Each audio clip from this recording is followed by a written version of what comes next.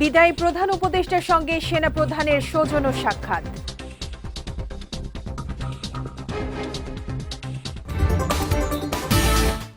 কাল সংসদের দক্ষিণ প্লাজায় নবনির্বাচিত সংসদ সদস্য ও মন্ত্রিসভার শপথ। এবং নতুন প্রধানমন্ত্রীর ইচ্ছানুযায়ী বাসভবন ঠিক করা হবে জানালেন উপদেষ্টা আদিলুর রহমান খান।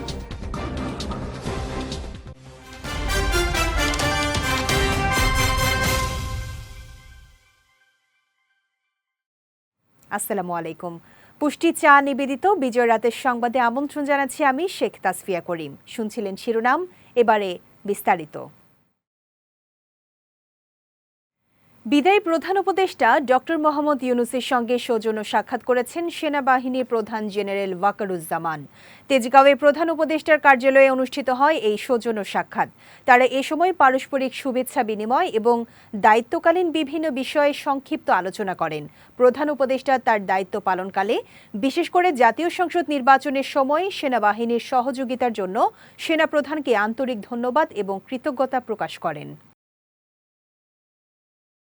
ত্রয়োদশ জাতীয় সংসদ নির্বাচনে বিএনপির নিরঙ্কুশ সংখ্যাগরিষ্ঠতা অর্জনের পর আগামীকাল দেশের রাজনীতিতে হতে যাচ্ছে এক নতুন অধ্যায়ের সূচনা। মঙ্গলবার প্রধানমন্ত্রীসহ মন্ত্রিপরিষদ সদস্য ও নবনির্বাচিত সংসদ সদস্যদের শপথ অনুষ্ঠান হবে। সাধারণত বঙ্গভবনে এই শপথ অনুষ্ঠান হলেও এবার প্রথা ভেঙে জাতীয় সংসদের দক্ষিণ প্লাজায় উন্মুক্ত মঞ্চে এর আয়োজন করা হয়েছে। সংসদ সচিবালয় জানিয়েছে, আগামীকাল বিকেল 4টায় উৎসবমুখর পরিবেশে রাষ্ট্রপতি মোহাম্মদ শাহাবুদ্দিন প্রথমে প্রধানমন্ত্রীকে এবং পরে পর্যায়ক্রমে মন্ত্রী ও প্রতিমন্ত্রীদের শপথ পাঠ করাবেন। এর আগে সকাল 10টায় জাতীয় সংসদ ভবনের শপথ কক্ষে প্রধান নির্বাচন কমিশনার এএমএম নাসির উদ্দিন নবনির্বাচিত সংসদ সদস্যদের শপথ পাঠ করাবেন। শপথের পর সংসদ সদস্যরা খাতায় স্বাক্ষর করবেন এবং অন্যান্য আনুষ্ঠানিকতায় অংশ নেবেন। নতুন সরকারের এই শপথ গ্রহণের মধ্য দিয়ে বর্তমান অন্তর্বর্তীকালীন সরকারের বিলুপ্তি ঘটবে। নতুন প্রধানমন্ত্রীর ইচ্ছানুযায়ী তার জন্য বাসভবন ঠিক করা হবে বলে জানিয়েছেন গণপূর্ত উপদেষ্টা আদিলুর রহমান খান। সকালে সচিবালয়ে নতুন মন্ত্রীদের বাসভবন নিয়ে ব্রিফিংয়ে তিনি জানান, নতুন মন্ত্রী প্রতিমন্ত্রীদের জন্য 37টি বাড়ি প্রস্তুত রাখা হয়েছে। এছাড়া স্পিকার, ডেপুটি স্পিকারের বাসভবন যমুনাও প্রস্তুত আছে। বলেন, Mintu road, Bailey road, Gulshan ও ধানমন্ডিতেও বাড়ি প্রস্তুত আছে। তিনি আরও জানান, স্বরাষ্ট্র সচিব নাসিমুল গনিকে মন্ত্রিপরিষদ সচিব হিসেবে নিয়োগ দিয়েছে জনপ্রশাসন মন্ত্রণালয়। এখন পর্যন্ত আমরা 37টা বাড়ি রেডি করে রেখেছি। মিন্টু রোড, এই হেয়ার রোড, ধানমন্ডি এবং গুলশান মিলিয়ে এই পর্যন্ত এটা রেডি আছে। আর প্রয়োজনে আরও কয়েকটা বাড়িও তৈরি করার প্রস্তুতি চলছে। ওনারা যেভাবে চান সেভাবে হবে। জায়গা ওনাদের সঙ্গে আলোচনা করে সিদ্ধান্ত নেওয়া হবে। বিরোধী দলের ছায়া মন্ত্রিসভা গঠনের সিদ্ধান্তকে স্বাগত জানায় বিএনপি। এমনটি জানিয়েছেন বিএনপির স্থায়ী কমিটির সদস্য সালাউদ্দিন আহমদ। সকালে বিএনপির গুলশান কার্যালয়ের সামনে সাংবাদিকদের সঙ্গে আলাপকালে তিনি একথা জানান। এ সময় সালাউদ্দিন আহমেদ আরও বলেন, জাতীয় সংসদ সদস্য নির্বাচন ও রাষ্ট্রপতি নির্বাচনের ম্যান্ডেট আছে নির্বাচন কমিশনের। স্পিকার ও ডেপুটি স্পিকার না থাকায় সংসদ সদস্যদের শপথ পড়াতে পারেন প্রধান নির্বাচন কমিশনার। সে হিসেবে আগামীকাল সংসদ সদস্যদের শপথ পড়াবেন সিইসি। সংবিধান সংস্কার পরিষদ এটা যদি কনস্টিটিউশনে ধারণ করা হয়, সেই মর্মে অ্যামেন্ডমেন্ট হয় এবং সেই শপথ পরিচালনার জন্য সংবিধানের 3য় তফসিলে ফরম হয়, কে শপথ পাঠ করাবেন সেটা নির্ধারিত হয়। এতগুলো হয়ের পরে তারপরে হলে হতে পারে। ত্রয়োদশ জাতীয় সংসদ নির্বাচন সুষ্ঠু, গ্রহণযোগ্য ও অন্তর্ভুক্তিমূলক হয়েছে বলে জানিয়েছেন ট্রান্সপারেন্সি ইন্টারন্যাশনাল বাংলাদেশের নির্বাহী পরিচালক ডক্টর ইফতেখারুজ্জামান। সকালে রাজধানীর ধানমন্ডির মাইডাস সেন্টারে ত্রয়োদশ জাতীয় সংসদ নির্বাচন প্রক্রিয়া ও হলফনামা ভিত্তিক পর্যবেক্ষণ শীর্ষক প্রতিবেদন প্রকাশ উপলক্ষে আয়োজিত এক সংবাদ সম্মেলনে তিনি কথা জানান। নির্বাচনে আওয়ামী লীগ না থাকলেও কিভাবে অন্তর্ভুক্তিমূলক হয়েছে এমন প্রশ্নের জবাবে ডক্টর ইফতেখারুজ্জামান বলেন, আওয়ামী লীগ নির্বাচন বয়কট ও প্রতিহতের ঘোষণা দিয়েছিল, কিন্তু আওয়ামী লীগ তৃণমূল নেতাকর্মীরা সক্রিয়ভাবে বেশিরভাগই কোনো না কোনো দলের হয়ে নির্বাচনে কাজ করেছেন। ইলেকশন ইঞ্জিনিয়ারিং হয়েছে কিনা জানতে চাইলে টিএবি নির্বাহী পরিচালক বলেন, নির্বাচনে ইলেকশন ইঞ্জিনিয়ারিং হয়নি। এবারে নির্বাচন সুষ্ঠু হয়েছে বললেও ভেতরে সূক্ষ্ম পরিকল্পনা বাস্তবায়িত হয়েছে, তবে তা আঁচ করতে পারেনি জনগণ, এমন মন্তব্য করেছেন এলডিপির চেয়ারম্যান অবসরপ্রাপ্ত কর্নেল অলি আহমেদ। সকালে এলডিপির কার্যালয়ে তিনি এ মন্তব্য করেন, বলেন আওয়ামী লীগের সময়ে বিনা ভোটের নির্বাচন হয়েছে, অস্ত্রের ব্যবহার হয়েছে, তবে এবার জনগণ ও দেশের সঙ্গে বেইমানি করা হয়েছে। বিদেশি পরিকল্পনা বাস্তবায়ন করার জন্য প্রধান উপদেষ্টা ডক্টর মোহাম্মদ ইউনূস ও তার উপদেষ্টারা কাজ করেছে বলেও অভিযোগ করেন এলডিপি চেয়ারম্যান। বলেন, প্রধান নির্বাচন কমিশনার সহ কমিশনের সকলে শাস্তিযোগ্য অপরাধ করেছে। আওয়ামী লীগের সময় বিনা ভোটে নির্বাচন হয়েছে, অস্ত্র ব্যবহার হয়েছে। এবার কিন্তু তারা এমনভাবে হাবভাব করেছে যে নির্বাচন খুব সুষ্ঠু, অবাধ এবং নিরপেক্ষ হচ্ছে, কিন্তু ভিতরে যে সূক্ষ্ম পরিকল্পনা বাস্তবায়িত হয়েছে 5টার থেকে নিয়ে 7টার মধ্যে, এটা কেউ আজ করতে পারেনি। সৌভাগ্যবশত আমার এলাকায় ওখানে নয়া দিগন্তের সাংবাদিক ছিল, সে ফুটেজগুলি সবগুলি তার ক্যামেরায় ধারণ করেছিল। ওই ফুটেজগুলি আমার কাছেও আছে, প্রার্থীর কাছেও আছে। পুরো রমজান মাসে সরকারি বেসরকারি নিম্ন মাধ্যমিক ও মাধ্যমিক স্কুল বন্ধ রাখতে হাইকোর্টের দেয়া আদেশ স্থগিত করেছেন আপিল বিভাগের চেম্বার আদালত।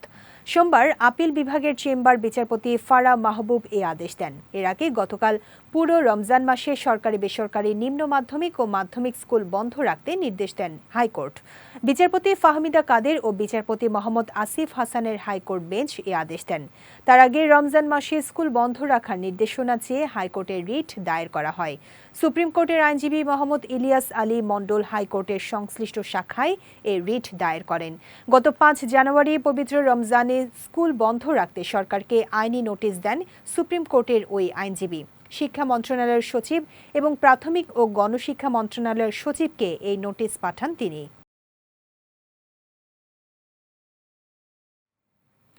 এবার পুষ্টি চিনিগুড়া চাল নিবেদিত জেলা সংবাদ।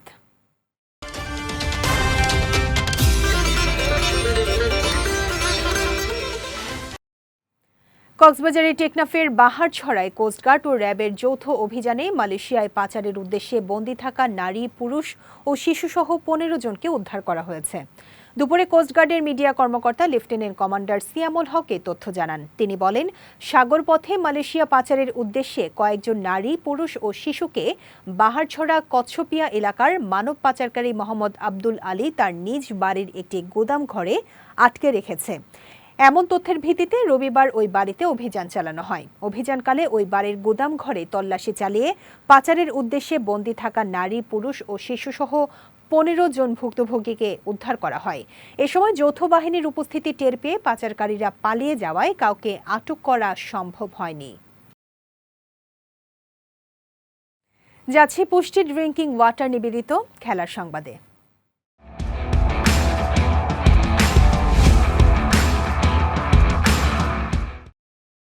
নারী এশিয়া কাপ রাইজিং স্টার্স টুর্নামেন্টে দারুণ এক জয় ছিনিয়ে নিল বাংলাদেশ। আজ ব্যাংককে অনুষ্ঠিত গ্রুপ পর্বের ম্যাচে থাইল্যান্ডকে 3 উইকেটে হারিয়ে বি গ্রুপ থেকে সবার আগে সেমিফাইনাল নিশ্চিত করেছে টাইগ্রেসরা।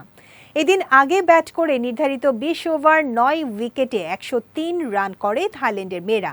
লক্ষ্যতারায় শেষ ওভারে ফারজানা ইয়াসমিন 4 ছক্কা হাঁকিয়ে বাংলাদেশকে 1 বল আগেই জয় উপহার দেন। এই জয়ে 2 ম্যাচে পূর্ণ 4 পয়েন্ট নিয়ে সেরা 4-এর টিকিট কাটল বাংলাদেশ। অন্যদিকে 2 পয়েন্ট নিয়ে অপেক্ষায় থাকল থাইল্যান্ড ও শ্রীলঙ্কা। তাদের মধ্যকার ম্যাচে যে জিতবে তারাই দ্বিতীয় দল হিসেবে সেরা 4-এর টিকিট পাবে।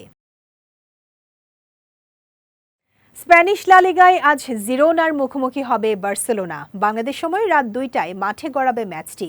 লিগ টেবিলে চিরপ্রতিদ্বন্দ্বী রিয়াল মাদ্রিদকে পেছনে ফেলে শীর্ষে ফিরতে জয়ের বিকল্প নেই কাতালানদের।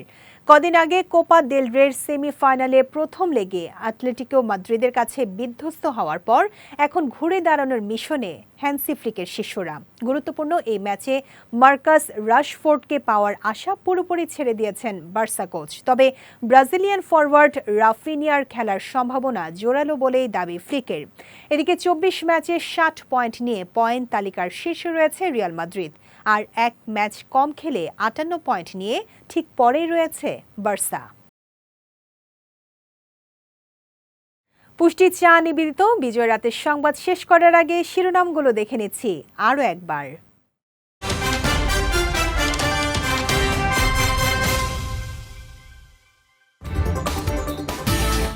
বিদায়ী প্রধান উপদেষ্টার সঙ্গে সেনাপ্রধানের সৌজন্য সাক্ষাৎ।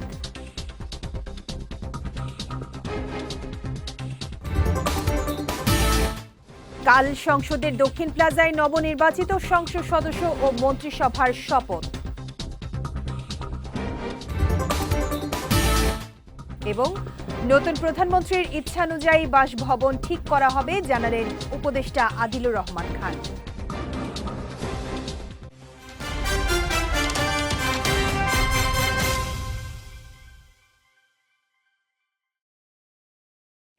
বিজয় রাতের সংবাদ শেষে আজকের মতো আমি শেখ তাসফিয়া করিম আপনাদের কাছ থেকে বিদায় নিচ্ছি। আগামীকাল একই সময়ে নতুন সব খবর দেখতে চোখ রাখুন বিজয় টিভিতে। এছাড়া আজকের বিজয় রাতের সংবাদের ভিডিও দেখতে পারেন আমাদের ইউটিউব এবং ফেসবুক পেজে। আমাদের ইউটিউব হলো youtube.com/BijayTV অফিসিয়াল এবং আমাদের ফেসবুক পেজ হলো facebook.com/BijayTV Limited। এতক্ষণ সঙ্গে থাকার জন্য ধন্যবাদ সবাইকে।